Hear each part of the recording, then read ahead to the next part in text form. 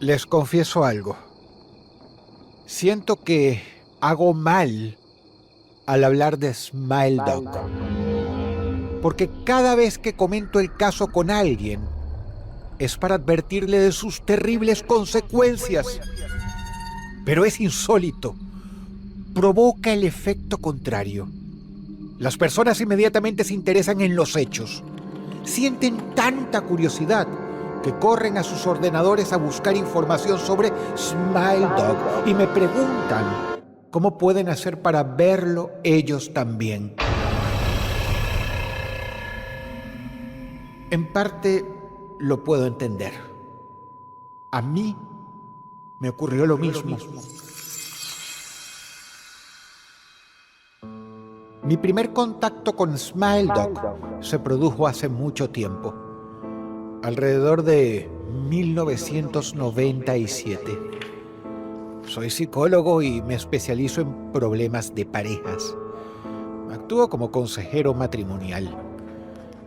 Para ese momento era una profesión muy novedosa.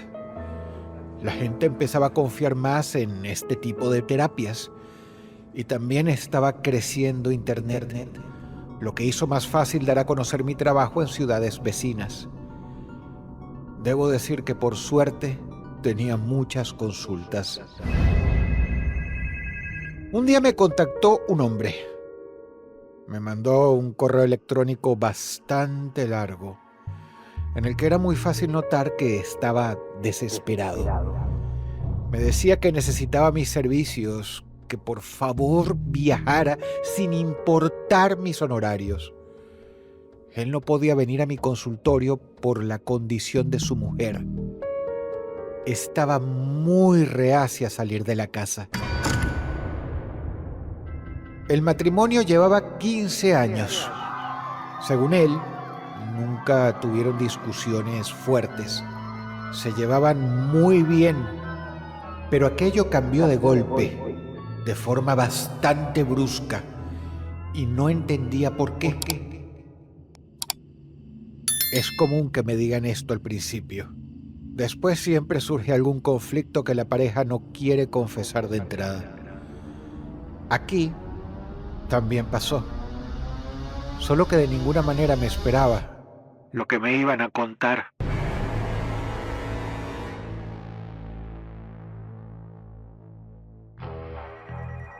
El hombre me contó una historia muy extraña.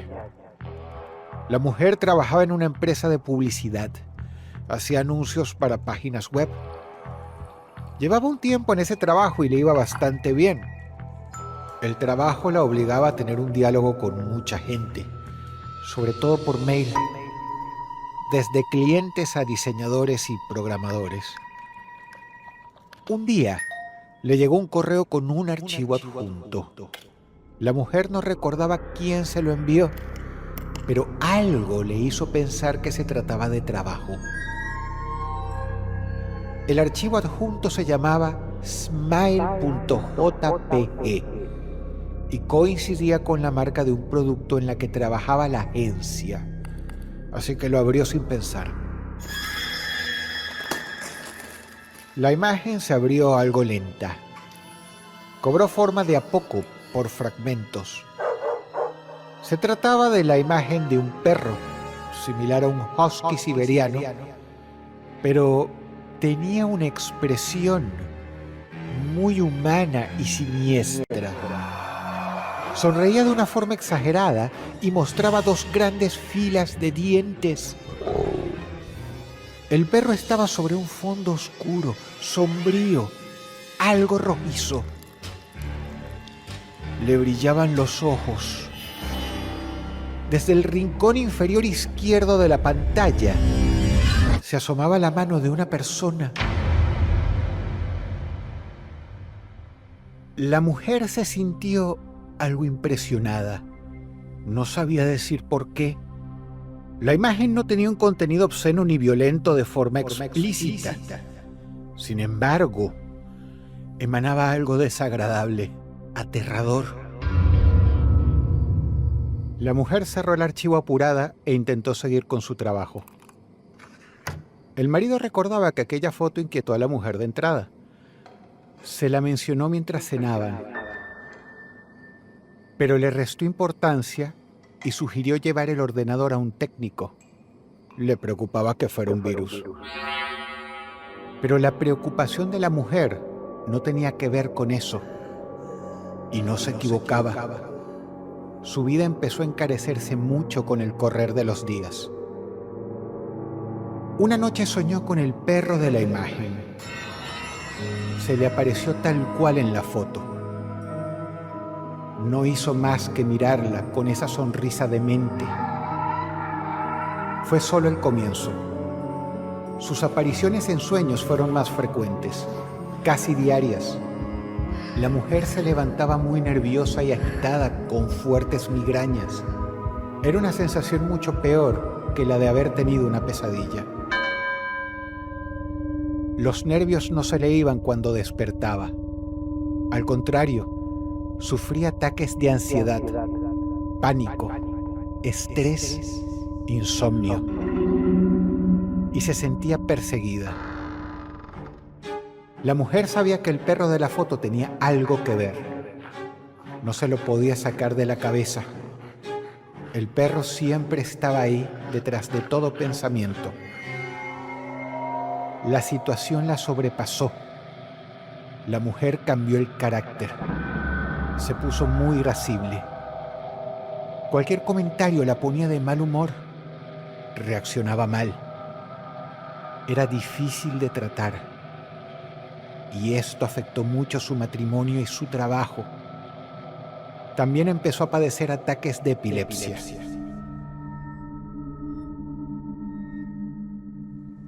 Debo admitir que jamás creí en la historia del perro, pero me dio mucha curiosidad el matrimonio, en especial la mujer. Así que quise conocerlos. Apenas me acerqué a su casa, escuché los gritos. Adentro discutían. El hombre me abrió la puerta. Al verme, la mujer corrió por un pasillo y se encerró en un cuarto. Intenté conversar con ella a través de la puerta. Ella casi no hablaba, pero oía sus gemidos de dolor. Lloraba sin parar. Me alcanzó para notar que su crisis era grave.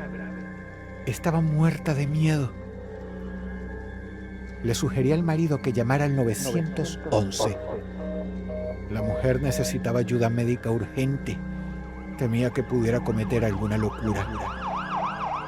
Yo me fui cuando llegó una ambulancia. Apenas llegué a casa, me puse a investigar sobre el caso.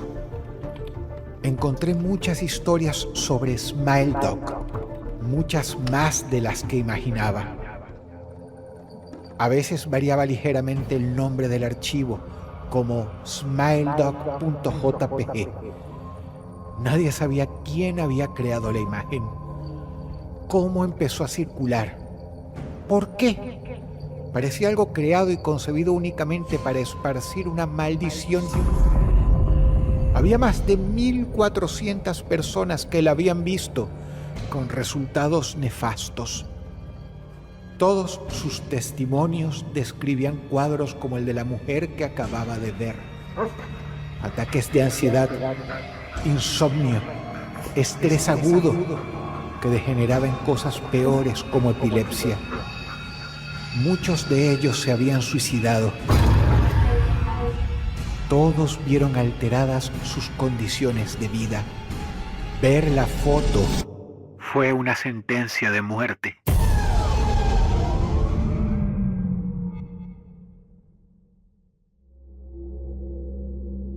Había quienes cuestionaban la veracidad de esos testimonios. Decían que ellos también vieron la foto y que no les pasó nada. En realidad, había una foto original de Smile Dog y muchísimas imitaciones. Los que no se vieron afectados por la imagen solo habían visto las copias. Con todos estos datos intenté avanzar en el caso de la mujer. Llamé insistentemente a la casa, le escribí cartas, correos electrónicos. Quise dejarle en claro a la mujer que le creía, pero ella nunca atendió. Su marido me dijo que el caso empeoraba. La mujer ya no salía de la casa, a veces ni siquiera del cuarto. Se había aislado de todas sus amistades. Había perdido su trabajo. Tengo que decir que no me sorprendió su actitud. En ese tiempo intenté contactar a otra gente que había visto la imagen de Smile Dog y ninguna aceptó hablar. Corrieron los años. La verdad ya ni recordaba del caso de Smile Dog cuando recibí un mail de aquella mujer. Era el año 2005. Fue extraño porque sus palabras me hicieron revivir aquellos días con exactitud. En el mail la mujer me pidió perdón. Me dijo que fue grosero de su parte hacerme viajar y no recibirme. También me agradeció el interés que le mostré durante tanto tiempo. Por eso, aunque fuera tarde, quería escribirme y contarme de una vez su historia. Me repitió algo de lo que me contó antes su marido. Cómo recibió la foto del perro. Cómo su vida se convirtió en un infierno desde entonces. Años y años de puro sufrimiento. Los sueños con el perro se hicieron peores porque desde hacía un tiempo el perro le hablaba. Y lo que le decía la hacía sufrir más que cualquier otra tortura.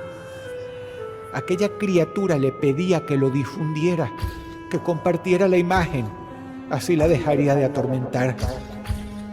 La mujer sabía lo que significaba condenar a otra persona. Fue muy honesta. Me confesó que muchas veces pensó en hacerlo. De hecho, no había día en que Smile Dog no la obligara a considerarlo. Enviárselo a algún desconocido, a alguien que no le importara. Terminar ese calvario de una vez. Admitió incluso que había pensado en enviármelo a mí, ya que estaba tan interesado.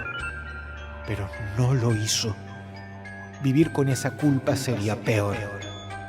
Smile Dog, por su parte, quedaría confinado para siempre en el viejo disquete donde tenía el archivo. Aunque le respondí el mail de inmediato, la mujer ya no me contestó. Creo que solo quiso sacarse ese peso de encima. Llamé a las semanas a la casa y el marido me informó que la esposa se había suicidado. Sentí un gran dolor. Cuando la mujer me escribió, pensé que podía ser el primer paso para su recuperación, que estaba lista para hablar del tema. No pude contener la curiosidad y le pregunté al hombre por las pertenencias de la mujer. ¿Tenía algún ordenador? ¿Discos rígidos? ¿Disquetes? Por cómo terminó con su vida, era evidente que ella jamás compartió a Smile Dog con nadie. Pero ¿quién sabía dónde la conservaba? Podía haber quedado guardada en su ordenador por error. Era peligroso que alguien más la viera.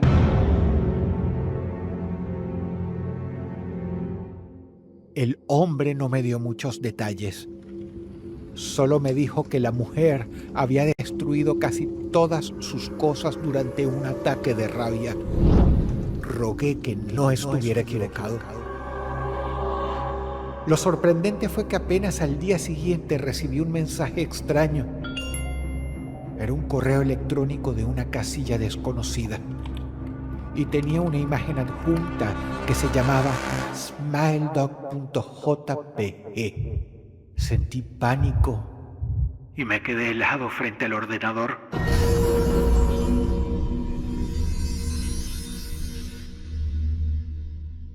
Desde entonces no hay día en que no me pregunté, ¿con qué me encontraría si lo abriera? ¿Será la imagen falsa? ¿O la foto verdadera que hizo enloquecer a tantos? No sé qué haría después. dudo que sea capaz de soportar el infierno que describieron la mujer y las otras víctimas. Smile.jpg sigue circulando. Yo sé que es malo. Conozco sus consecuencias y a la vez siento una gran intriga por conocer la verdadera imagen. Es como si no hubiera escuchado nada de lo ocurrido. Tal vez porque yo sí soy capaz de enviárselo a otro con tal de salvarme, a cualquiera. De hecho, creo que un día de estos, posiblemente te lo envíe a ti.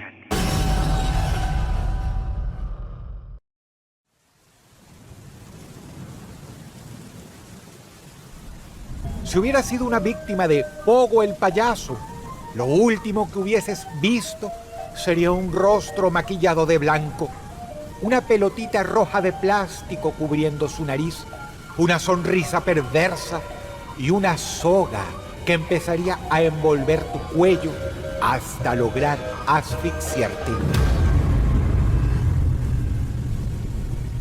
Se ha dicho mucho sobre John Wayne Gacy, pero casi siempre cuentan lo mismo. Su historia es macabra, bizarra, compleja. Pero los relatos acerca de su historia en general parecen fríos informes de ex empleados administrativos del FBI que consiguieron trabajo como redactores part-time y ad honorem en una publicación digital independiente. Pero tú estás aquí por otra razón y con ganas de viajar por aquellas zonas más oscuras y jamás contadas de Pogo el payaso. Sin empezar por el principio, ya habrá tiempo para volver a ese momento. Lo cierto es que la particular carrera criminal de este asesino está asignada por una paradoja del destino. La única víctima a la que Pogo le perdonó la vida terminó siendo quien lo condenó a muerte. Comencemos por acá. Es sábado. Precisamente es el día 20 del mes de mayo del año 1978. Son las 7 de la tarde y tú corres entre la gente por un pequeño parque de atracciones itinerante que han montado en las afueras de Chicago, Estados Unidos. Después del shock, estás corriendo no por diversión, sino porque te llamas Jeffrey Ricknell. Tienes 26 años e intentas escapar de alguien que te persigue. Ni más ni menos que de un payaso diabólico. Todo te resulta rarísimo. Ya te había parecido extraño que te hayan citado para tener una entrevista de trabajo un día de descanso en un lugar de esparcimiento. Pero al principio pensaste que se trataba de cierto estilo novedoso de entrevista de trabajo. Necesitabas trabajar y nada podría impedir la posibilidad de conseguir aquel puesto. Por eso aceptaste que la entrevista ocurriera allí, a pesar de tus sospechas.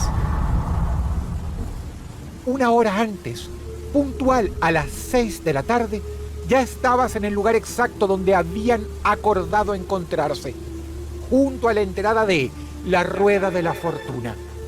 Es llamativa la atracción que genera ese juego a través de las generaciones.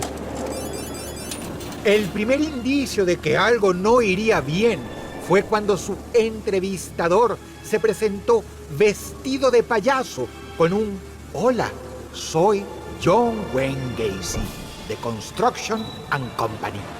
Un gusto. Tú eres Jeffrey Ricknell, ¿verdad?» Te sorprendió tanto la escena que no supiste cómo responder, salvo darle la mano. También te sorprendió que su mano estuviera congelada, como si fuera un cuerpo muerto o alguien ajeno a este mundo. Mientras a tu alrededor la gente se divertía disparándole a patitos de mentira para ganarse un oso de juguete, o sufría vértigo en montañas rusas destartaladas, o compraba nubes de azúcar, el entrevistador dijo: «Te parecerá extraño mi atuendo, pero además de ser manager en la empresa, hago actos en establecimientos de caridad para niños y ancianos. Será una forma de llevar mensajes de alegría a quienes lo necesitan. ¿Quién sabe? Ya empezabas a intuir que algo no estaba bien, que todo era demasiado surreal y también pesadillesco y perturbador. Lo sentiste como algo demasiado físico. Así es que respondiste con un impulso inevitable. Instinto de supervivencia, quizá. Solo dijiste: muchas gracias, señor, pero prefiero seguir buscando otras opciones de trabajo. El payaso de a poco iba cambiando su semblante amable y volviéndose cada vez más siniestro. Y observaste cuando sacó una jeringuilla de su bolsillo y cuando estabas por preguntar qué era aquello, de repente te despiertas corriendo. Jamás te había ocurrido algo así. Incluso tal vez sea físicamente imposible despertar corriendo. Pero, ¿quién sabe? Sientes un mareo letal y vas zigzagueando entre la muchedumbre. Ni te atreves a pensar qué cosa habría en la jeringa del payaso. Porque si bien recuerdas poco o casi nada, recuerdas muy bien aquella jeringa y al payaso. Y cada vez que lo recuerdas, un horror infinito te hace correr aún más rápido de lo que jamás hubieras podido imaginar. Primero intentas ocultarte en la casa de los espejos. Mala decisión, porque todo lo perturbador se hace más enorme y grotesco. Es como un laberinto sin salida, donde hay infinitas versiones tuyas distorsionadas. Y ya no sabes cuál de ellas es la real. Como si eso no fuera suficiente, a lo lejos, muy cerca, aparece la cara del payaso. Difícil de entender en esta pesadilla de reflejos. A medida que intentas escapar por los pasillos de vidrio, notas que la imagen del payaso comienza a multiplicarse, como si fueran muchos en vez de uno solo. Hasta que finalmente logras encontrar la salida. Te detienes para recuperar el oxígeno por unos segundos, pero apenas miras hacia atrás, descubres que el payaso también ha salido de la casa de los espejos y está corriendo hacia ti. Entonces buscas desesperadamente otro escondite y entras al juego más próximo, el túnel del horror. Te metes por el túnel sin que te importen los riesgos eléctricos ni mecánicos de caminar sobre los rieles de aquella cueva diseñada para ir en carritos. Aprendes algo nuevo. El verdadero riesgo no es eléctrico ni mecánico. El verdadero horror en el túnel es eso que no para de perseguirte. Nunca habías estado en una caverna del horror así, y por más artificial que sea, igual sientes miedo. La puesta en escena que vas descubriendo mientras avanzas es lo de menos. Un vampiro que sale repentinamente de su ataúd, la cara de un monstruo que se ilumina, una tela de araña falsa colgando del techo, un techo de estalactitas plásticas medio rotas, una momia. Escuchas pasos detrás tuyo y comienzas a correr porque, a pesar de la oscuridad, sabes que se trata del payaso. Ahora corres entre demonios mecánicos, entre tumbas de telgopor, entre gritos grabados, entre luces intermitentes. Y cuando ves una luz al final del pasillo, pensando que ya estás muy, muy cerca de la salida, chocas tu cara contra el vidrio engañoso de una salida falsa. Quieres darte vuelta, pero te lo impide la presión de un cuerpo que se abalanza sobre el tuyo. El vidrio refleja detrás de ti un rostro maquillado de blanco, una bola roja cubriendo su nariz, una sonrisa perversa y la soga que empieza a envolver tu cuello.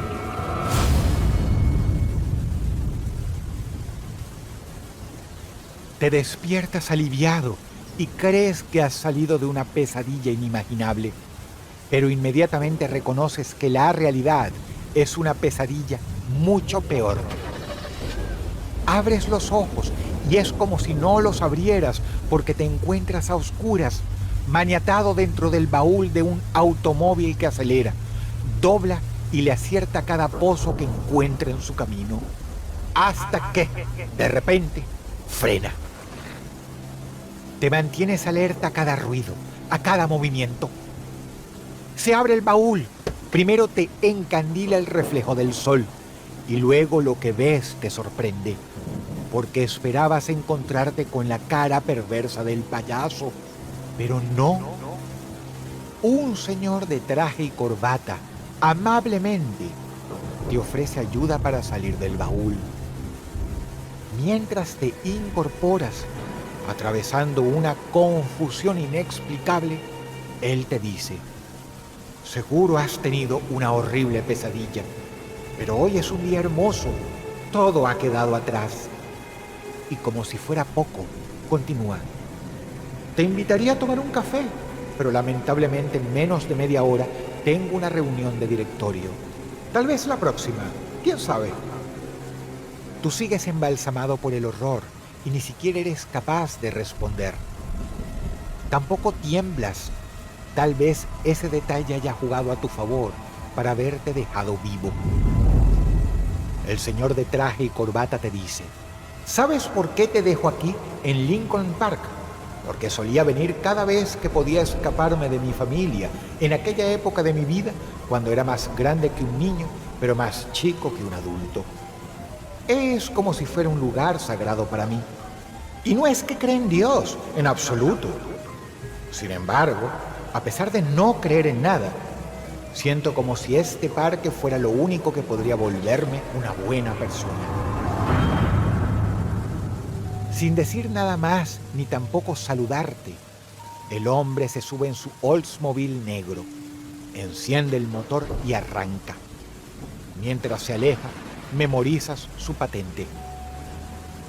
A unos 300 metros dobla a la derecha, sale de tu campo visual, se pierde entre la marea de coches. Entonces cierras los ojos, respiras profundo y caes de rodillas. Pero el relax se transforma en una bola de tensión que necesitas sacar afuera. Te acercas al cordón, te agachas y vomitas. Vomitas mucho, mucho más de lo que jamás pensabas podrías vomitar.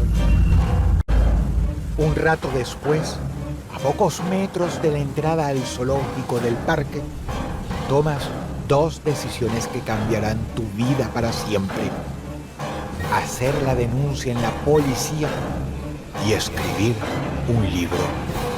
Porque sabes que esto recién es el principio. Estamos dentro de una celda en la prisión de máxima seguridad Stateville, muy cerca de Chicago, Estados Unidos, el 10 de mayo de 1994. Un hombre disfruta su última cena, fuente de camarones, pollo con papas fritas y deliciosas fresas. Un menú completo de entrada, plato principal y postre, aún sin tener demasiado tiempo para la sobremesa. Porque este hombre es uno de los asesinos seriales más macabros de la historia y en menos de media hora atravesará el pasillo de la penitenciaría para recibir la inyección letal por haber secuestrado, violado y matado a 33 jóvenes de entre 9 y 20 años. Pero no está solo. Pidió cenar acompañado por alguien. Entonces el guardia que le trajo la comida se queda ahí con él, dentro de la celda, a cierta distancia, en un doble rol de centinela y compañero. ¿Y saben por qué le hacen tanto caso a sus demandas? Porque aquel regordete y simpático ciudadano de Chicago, llamado John Wayne Gacy, siempre fue un gran vendedor. Un vendedor extraordinario que a lo largo de su vida convenció a sus 2 esposas de ser un buen marido y padre ejemplar, y a sus empleadores que podría ser el empleado del mes, y a toda su comunidad de ser un vecino respetable y solidario que se disfrazaba para hacer trabajos caritativos. Hasta logró tomarse una fotografía con la primera dama, Rosalind, durante el mandato presidencial de Jimmy Carter. Al principio, Pasan los minutos con un silencio tenebroso hasta que el guardia se anima a intervenir. Espero disfrute la comida. Buen provecho. En general no suelen preparar platos especiales, pero hoy con usted han hecho una excepción. Señor... ¿Por qué lo llaman así? Claro, el FBI, cada una de sus víctimas, la prensa, Wikipedia, tú, yo y todos, cada uno de nosotros, e incluso el guardia que le acaba de preguntar, conocemos a John Wayne Gacy como Pogo el payaso. John Wayne Gacy le responde al guardia: no me trates de usted. Exterminemos esas formalidades para siempre y... gracias, la cena está muy sabrosa. Sí, me dicen así, Pogo el payaso, porque en una época animaba eventos para ancianos y niños, disfrazado como ese personaje. El guardia comenta: entonces estas imágenes sobre la pared con carpas de circo y payasos y el número 33 en el medio, ¿seguro las has pintado tú? Sí, claro, las pinté yo. La pintura es una forma de arte, pero asesinar personas también lo es. Y 33 es la cantidad de víctimas oficial. Los cuerpos que la justicia pudo encontrar, responde Pogo el payaso. El guardia siente un repentino shock de horror y angustia y vuelve a preguntar: ¿pero cómo? ¿Hay más?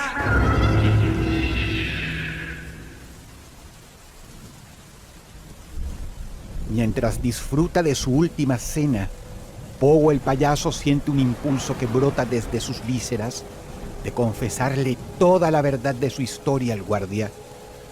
Empieza diciendo así: ¿qué más da? Ya no tengo nada que perder.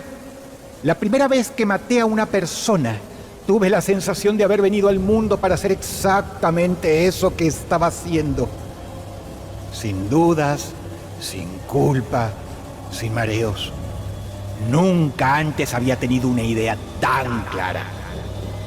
Mi primera víctima fue Timothy McCoy, un joven de 15 años a quien logré llevar a casa con la excusa de darle trabajo en mi empresa.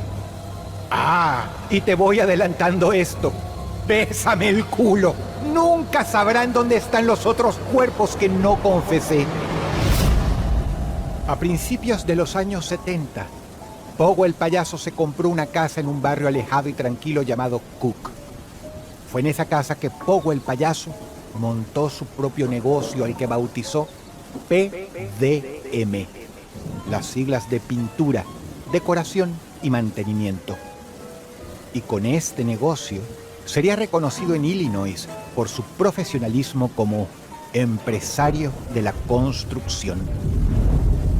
Aunque el terreno de esa casa luego se convertiría en un cementerio de jóvenes.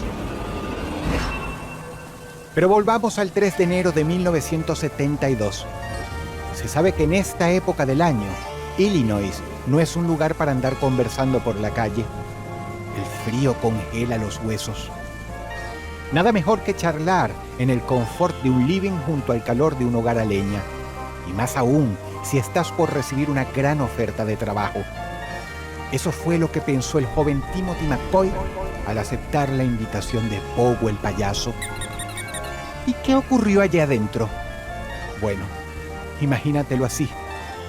Esto que sigue es una muestra de alguien que repetirá su misma obra como un calco al menos otras 32 veces. Probablemente unas cuantas más. ¿Acaso lo sabremos alguna vez? Lo que sí sabemos son todos y cada uno de los detalles macabros ocurridos aquella tarde, que se extinguió en la noche misma. Con tan solo media hora de charla, Pogo el payaso se ganó la confianza de Timothy McCoy.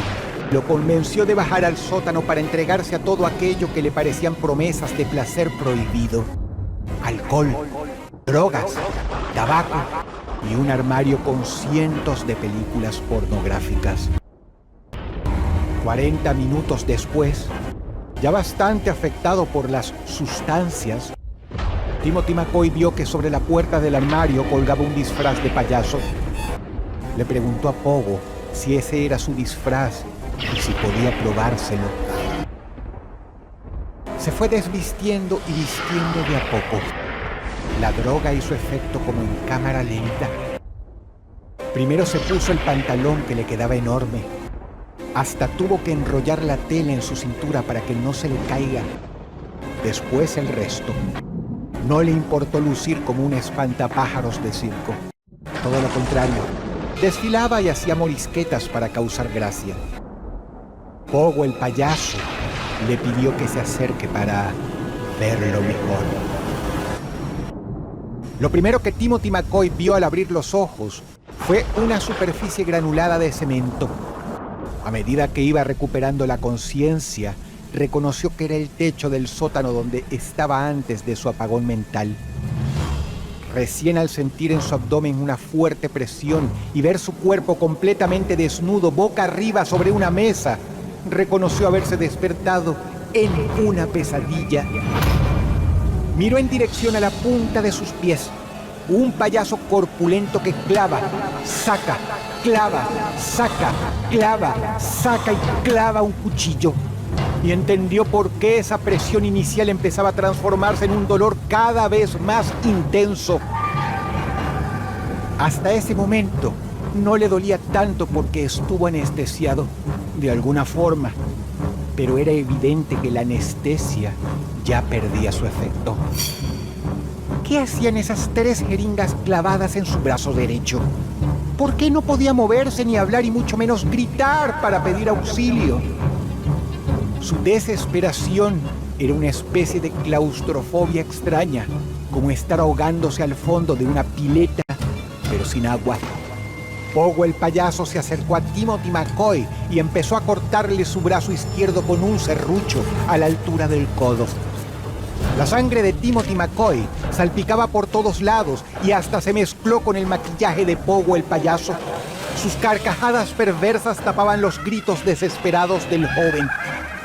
Después, Pogo el payaso le puso un largo trapo alrededor del cuello, con ayuda de un palo a modo de torniquete, y lo giró y lo giró con todas sus fuerzas hasta que el cuerpo de Timothy McCoy ya no resistía más y finalmente murió estrangulado.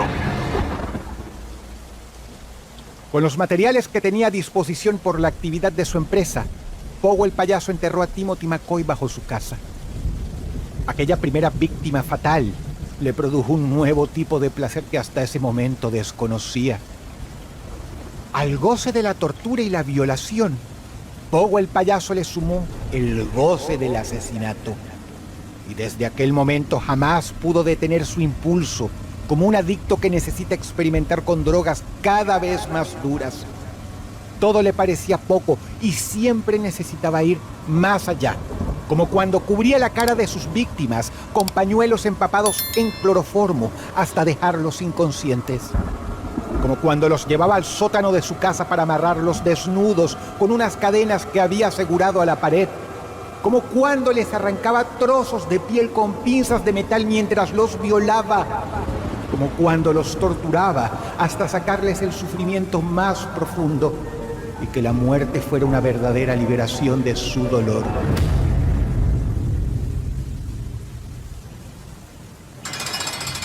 Ahora volvamos a la penitenciaría de Stateville. Pogo el payaso va por el postre y sabe que en menos de 15 minutos caminará desde su celda hacia la inyección letal. Así que decide soltar todo sin ningún filtro. El guardia lo escucha como un animal embalsamado por el espanto. Pogo el payaso detalla: Timothy McCoy fue el primero, pero después vinieron más. Hasta llegué a calcular el espacio disponible para enterrar cuerpos, sumando las superficies del sótano y del jardín. Aún me quedaban 29 lugares. Tan es así que cuando el terreno ya no fue suficiente, tuve que empezar a tirarlos al río. El guardia se anima a intervenir. No puedo creer todos esos cadáveres ocultos en una misma casa. La mayoría, no todos, aclara Pogo el payaso. Y continúa.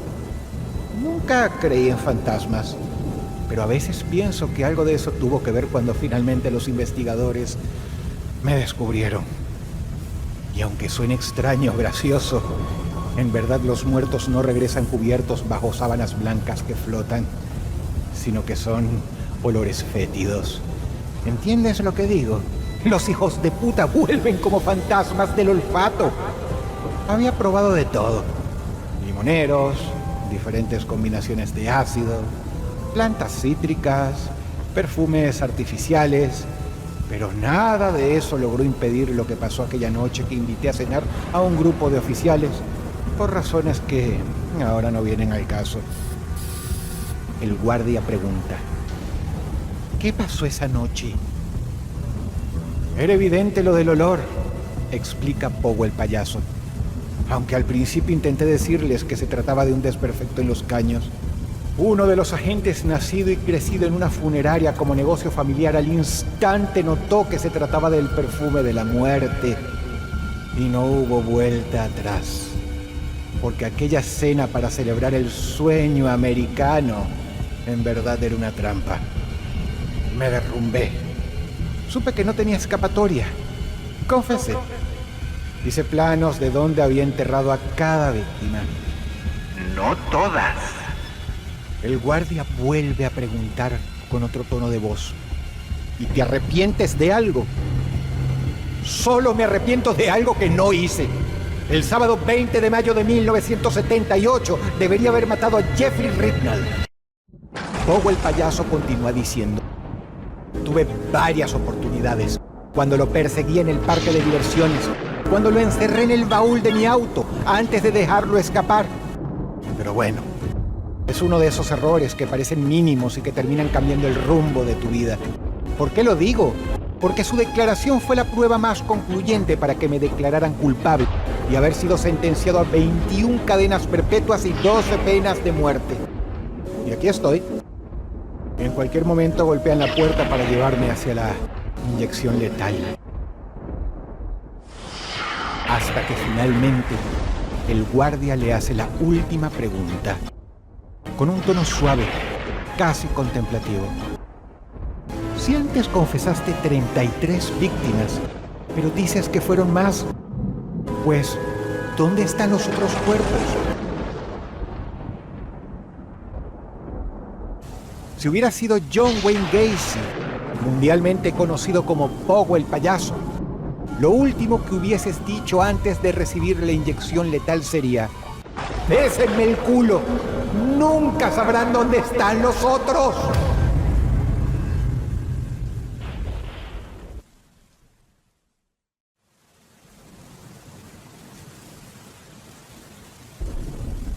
Si hubieras sido una víctima del clan de Sonny Bean, lo último que hubieses visto es un grupo de maniáticos salvajes y desenfrenados a punto de cortar tu cuerpo en pedazos para comerte.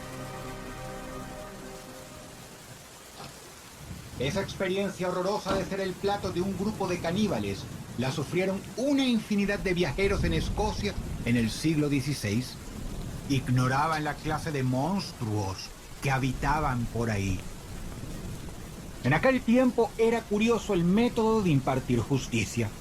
Una persona te acusaba de algo difícil de comprobar, como el ser bruja, y posiblemente tu vida quedara sentenciada sin mucho tiempo para defenderte. A estos tres muchachos los espera la horca. Van camino en fila hacia esa construcción que mandaron los hombres del rey, con 3 sogas anudadas. Se ve bastante modesta. Buena parte de los lugareños se reunieron para presenciarlo. No lo hacen de sádicos, solo quieren asegurarse de que esos malditos desaparezcan como hicieron ellos desaparecer a tantos. ¡Que paguen! Porque hay un camino cerca en el que la gente frecuentemente se hace humo. Y aunque ya han linchado a varios sospechosos por esos crímenes, los hechos siguen pasando. Los muchachos se suben a una pequeña escalera. Les acomodan las sogas al cuello. Están llorando y piden piedad. Dicen que robaron algo para comer, pero que jamás mataron a nadie. La gente los insulta. Fueron ellos, malditos, fueron ellos. Han sido los responsables de todo. El verdugo los empuja y los muchachos quedan colgados. Y se sacuden. Se les tensa la garganta y abren los ojos inyectados en sangre, como si estuvieran por explotar, hasta que se quedan quietos. Entonces solo se ondean levemente de un lado al otro, movidos por el viento. La gente se dispersa, vuelve a sus labores, respira aliviada. Piensan que por fin atraparon a esos locos, pero se equivocan. Otra vez colgaron a la gente equivocada. Los monstruos siguen vivos. De hecho, tienen un día de fiesta. El líder Sonny Bean ríe con la boca bien abierta mientras levanta un brazo humano en sus manos como enseñando un trofeo. Le faltan varios dientes y juega con un pedazo de carne que mueve de un lado a otro con su lengua. Su familia le celebra la gracia.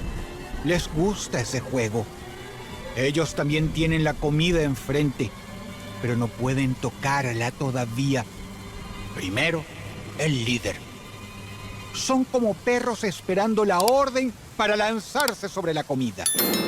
Dedos, manos, partes de piernas y torsos desmembrados se amontonan en el piso. Anoche tuvieron una buena cacería. Una familia de 5 personas. 3 chicos algo escuálidos, pero sabrosos. Les solucionará el problema del hambre por varios días. Sonny Bean da otra mordida. Tironea varias veces de la carne hasta que arranca un pedazo. Mastica con la boca bien abierta para provocar a los demás. ¡Ya! ¡Ya! Preguntan los nietos desesperados. Sonny dice no con la cabeza. Da otra mordida. Por fin grita ¡ya! Y la familia se pone a luchar y a empujarse unos con otros para elegir las mejores piezas del cadáver. En un momento Sonny Bean obliga a que paren. En el centro del círculo no hay casi nada. Mira la cara uno a uno. Su mujer, sus hijos, sus hijas, sus nietos. Aún mastican con el rostro manchado de sangre. Está bueno, pa. Dice Agnes, y los demás la imitan. Casi todo lo que dicen es una repetición de lo que antes dijeron sus padres o abuelos. Está bueno, pa. Está bueno, pa. Y Sonny Bean sonríe orgulloso. A su manera, es como cualquier padre que quiere proteger a su familia y que nunca les falte un plato de comida. Se levanta de la piedra y se pierde en el interior de la cueva.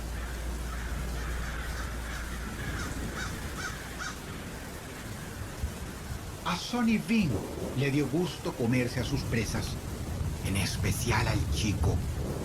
Eligió sus brazos, se los cortó él mismo. Había insultado a su nieto. Salieron de la cueva de noche para vigilar los caminos. Lo hacían a diario. No pasaba mucha gente por ahí. Había que aprovechar las oportunidades si se presentaban. Los Bean conocían ese terreno como nadie. Los acantilados, las cuevas, los túneles, los atajos. Cuando alguien tenía a la vista a un viajero, corría a avisar a los demás o usaba la señal, la imitación del canto de un pájaro que los ponía en alerta. ¿Y eso?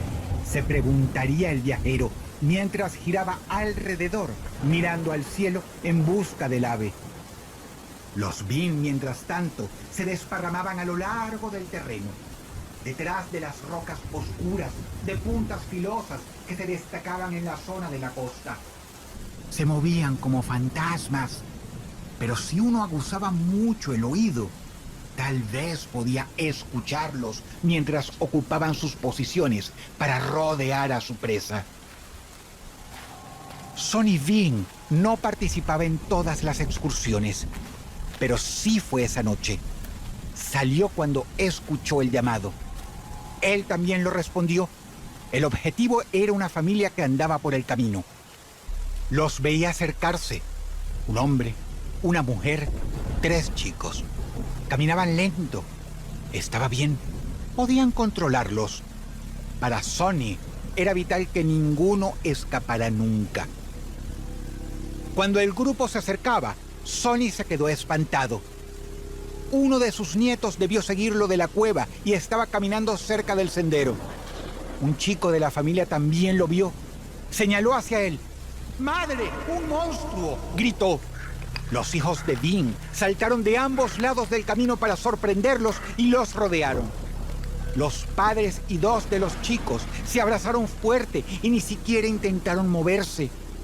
El menor de los chicos pudo escabullirse entre los Bean y se alejó de ellos. Iba muy nervioso. A cada rato miraba hacia atrás para ver a los padres. Tal vez podía llegar a alguna granja y pedir ayuda. Podía salvarlos. Cuando el chico volvió la vista al frente, tenía un hombre delante y se chocó con él. Sonny Bean lo tomó de los brazos. El hombre le dio terror.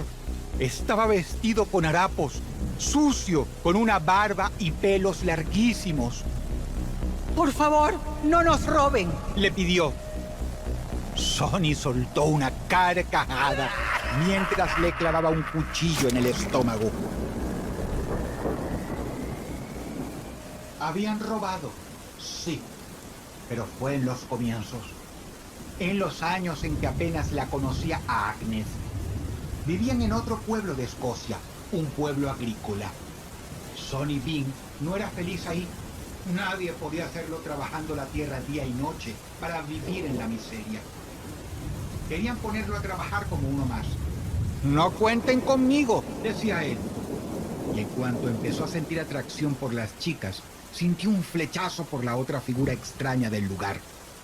Agnes Douglas, o como muchos la llamaban, Black Agnes.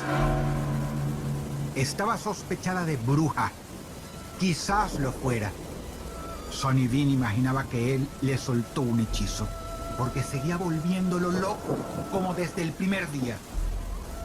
Así que huyeron juntos. Para que los recordaran, antes arruinaron las cosechas y las huertas de varios. Prendieron fuego a algunos graneros y se robaron unos buenos caballos para el viaje. Sonny Bean y Black Agnes querían vivir en su propia ley, sin obedecer a nadie. Pero la vida no era fácil. Cambiaron los caballos por dinero. Mendigaron. Algo en la apariencia de ambos hacía que no fueran muy bien recibidos en ningún poblado. Lo que robaban no les servía. Necesitaban alimentos. Caminaron y caminaron, siempre con hambre, siempre a punto de desfallecer. El destino los hizo llegar a la costa, cerca de Ballantrae. Esa vista enloquecedora del mar azul, desde lo alto, era única. Se tiraron en las rocas. Agnes le dijo que nunca se iría de ahí.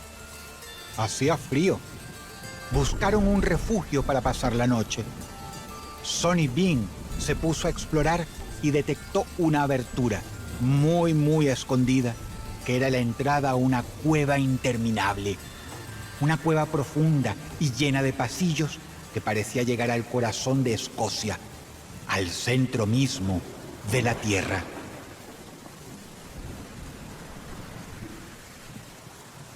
Aquella era la casa ideal. Nadie tenía idea de su existencia. De hecho, cuando subía la marea, la entrada de la cueva quedaba oculta. Podrían haber vivido ahí para siempre, porque no les interesaba nada más. La única preocupación seguía siendo el alimento. Un día Agnes llegó a quedarse tirada en la cueva sin fuerzas para salir. Sonny Bean le juró que volvería en un rato, con algo para que comieran. Trepó por los acantilados con mucho esfuerzo. Él tampoco se sentía muy bien, pero caminó bordeando la costa atento al paisaje. Sus ojos buscaban con ansias cualquier cosa que pudiera comer. ¡Algún animal! ¡Algún animal! ¡Algún animal! A lo lejos apareció un hombre. Sonny pensó en robarle. Era lo único que sabía hacer. En ese estado no se sentía muy seguro de vencerlo. Decidió esconderse entre las piedras y esperar. Tenía un plan. El camino, en la curva, quedaba muy cercano al filo del acantilado. La caída ahí era abrupta. Sonny se acercó silencioso a sus espaldas. Cuando el hombre pasaba por la curva, corrió tras él y lo empujó hacia el precipicio. Su cuerpo se estrelló sobre las piedras. Sonny corrió a revisarlo. En sus bolsillos solo encontró unos pocos objetos. Porquerías. Sonny necesitaba comida. Contempló con mayor atención al hombre. Una pierna clavada en la punta de una piedra que casi se le había desprendido le dio una idea. Sonny terminó de arrancarla y corrió a la cueva. Había cumplido su promesa.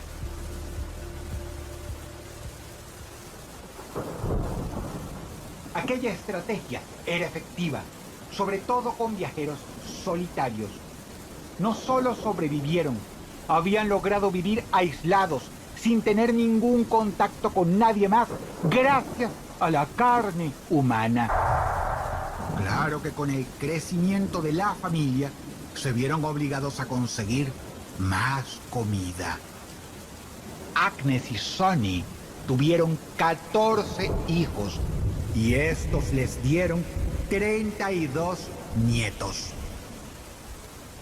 Cientos de personas desaparecían en esa ruta en manos del clan.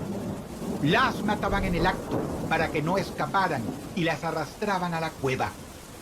Aunque ante las denuncias de los lugareños varias veces inspeccionaron la zona, nunca nadie llegó a su guarida. Ellos se cuidaban.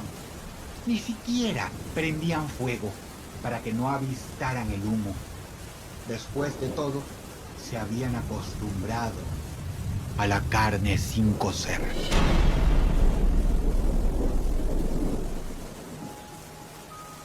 A Sonny Bean no le gustaban los cambios y algo había cambiado con su nieto. De alguna forma, había interactuado con el mundo exterior. Se la pasaba repitiendo las palabras del chico aquel. ¡Madre, un monstruo!, gritaba y señalaba al frente. También le preguntó qué quiso decir, qué era un monstruo. Su abuelo, Sonny Bean, le dijo: Monstruos son los que viven afuera, chico.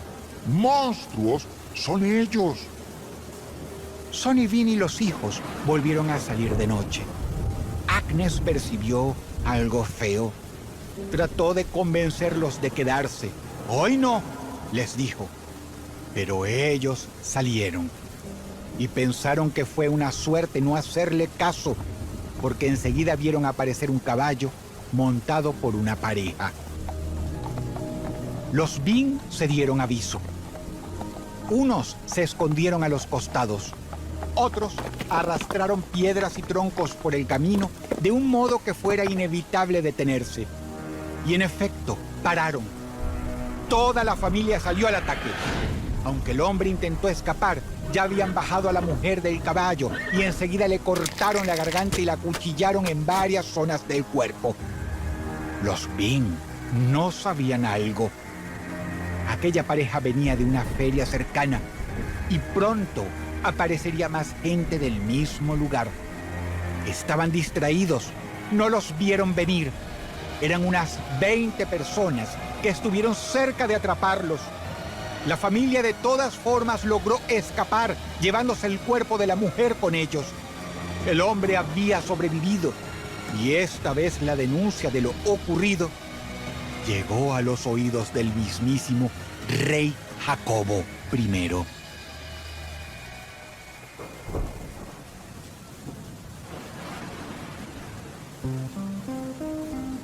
Los Bing están acobijados, callados y atentos. Pueden sentir que por encima de la cueva marcha un ejército. Son tantos hombres que hacen retumbar las paredes. Sonny Bean ordena silencio absoluto. Tiene fe en que van a estar bien. Bloquearon la entrada con piedras y jamás van a llegar ahí. Van a pasar 20 años más viviendo como siempre. Lo prometió. Agnes no dijo nada, pero no se la vio convencida. Sabía que esa vez Sonny no iba a poder cumplir la promesa, porque los pasos del ejército se hacían cada vez más cercanos y empezaban a oírse voces de todos lados. Ya no estaban lejos, en lo alto, sino ahí afuera, en las puertas de las cuevas. Oían ladridos y el sonido de algo que arañaba y arañaba las rocas. Ante una seña de Sonny, la familia se dispersó en búsqueda de los escondites más recónditos de esas cavernas. Él y su mujer no se movieron del frente. Empujaron cuanto pudieron las piedras para impedirles la entrada a los soldados del rey. Pero los Bing estaban al descubierto.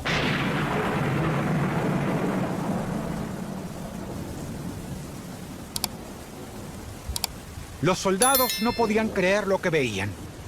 Muchos de ellos salieron de la cueva vomitando. No podían imaginar que alguien viviera en esas condiciones. Parecía que estaban ante personas encerradas desde la prehistoria. Además, el escenario era tétrico. Aquella cueva oscura estaba repleta de huesos humanos por todas partes. Había sangre seca en el suelo y las paredes, restos de órganos y carne podrida, negra y pútrida. Encontraron a unos chicos de aspecto algo deforme que se movían en aquella carnicería con total naturalidad. Los trataron sin ninguna clemencia. La gente se agolpó a insultarlos por todo el camino a Edimburgo. Mientras los transportaban, los escupieron, les arrojaron cosas, los hubiesen usado como alimento para sus cerdos. Pero a los Bing les esperaba otro final. La condena fue rápida. Decidieron que unas bestias como esas no merecían ningún tipo de juicio. Estaban sentenciados a una muerte cruel. Hubo una gran asistencia para ver la ejecución.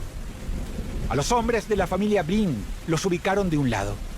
Mucha gente del público giró la cabeza cuando a estos les cortaron los genitales y varias partes de sus cuerpos. Los dejaron ahí esperando que se desangraran. Las mujeres y los chicos de la familia estaban enfrente. La sangre de los hombres casi les llegaba a los pies. Querían que vieran su final. Después, uno a uno, los prendieron fuego. Lo último que pensó Sonny Bean antes de morir fue que lo había conseguido. Porque faltaban 2 de los suyos. A una de sus hijas y a uno de sus hijos. No los habían encontrado. Seguían escondidos en algún lugar del túnel, en alguna grieta. Se sonrieron con Agnes, quien también lo notó. Nunca se librarían de los Bing. Nunca.